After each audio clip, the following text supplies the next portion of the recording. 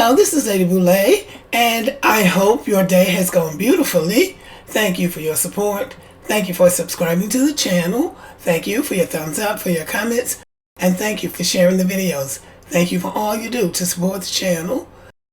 And as we continue on the exciting journey of exploring African American culture, let us remember that we are commanded to love one another, whether we want to or not, or whether we agree with each other or not. And I just wanted to come back and share something that I found very interesting today. I saw a very powerful demonstration of white supremacy. It wasn't aggressive, it wasn't violent, it wasn't even necessarily bold. It was very interesting, very traditional, but very much a symbol of white power and white supremacy, and also the preservation of white power, how white power protects itself, and how white power perpetuates itself through its lineage. This is the country of Denmark. It is in Europe, in the portion of Europe that's called Scandinavia. It borders Norway, Sweden, Germany, and the North Sea. When you think about the population of Denmark is close to 6 million. So that is a small country. But Denmark is the oldest monarchy in Europe, meaning that they established the king and queen system before anybody else in Europe, and everybody else followed suit. Denmark is a member of the European Union, NATO, the Arctic Council, and every other important organization, even though Denmark itself is a small country. And yes, Denmark participated in the transatlantic slave trade from 1733 to 1807. In total, Denmark deported approximately 100,000 to 110,000 Africans during the transatlantic slave trade. So yes, Denmark was a part of it. And Denmark is one of the few European countries that has apologized for its role in the transatlantic slave trade. But as a result of that venture and others, Denmark is a wealthy country. Denmark has a high per capita GDP and a high standard of living. The average Danish household has $300,000 in financial assets.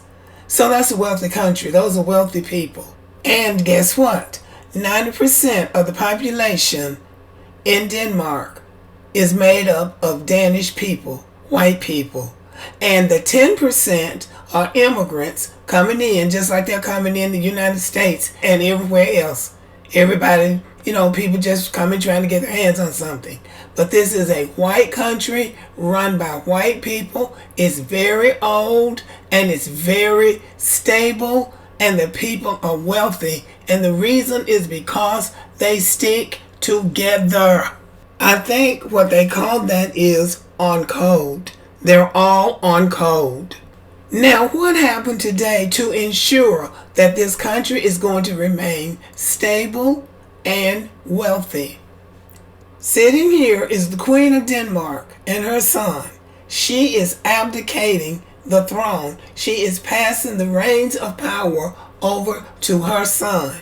And to the right of her son is his son, his 18-year-old son, who is now the crown prince of Denmark. So that when his father gets to be 85 years old, in 30 years, the son will be 48, and he'll be ready to step in with his wife and children and his heir. And so it goes on and on and on. Everybody in the world, including Joe Biden, has called and congratulated the new king of Denmark, King Frederik X. And then look at the crowd. En del af glæden af dem her, som er trådt frem og mødt frem for at vinke og sige tak til dronningen. Well, I don't know what they're saying, but I can assume that they are making a big deal over the fact that the Queen is making her last ride through Denmark, and they're telling what a great queen she was, and how much she is loved by the people. Og jeg kommer til at tænke på en lille anekdote, fordi dengang dronning Margrethe blev udråbt, der var der faktisk nogle republikanere, der var inde og protestere.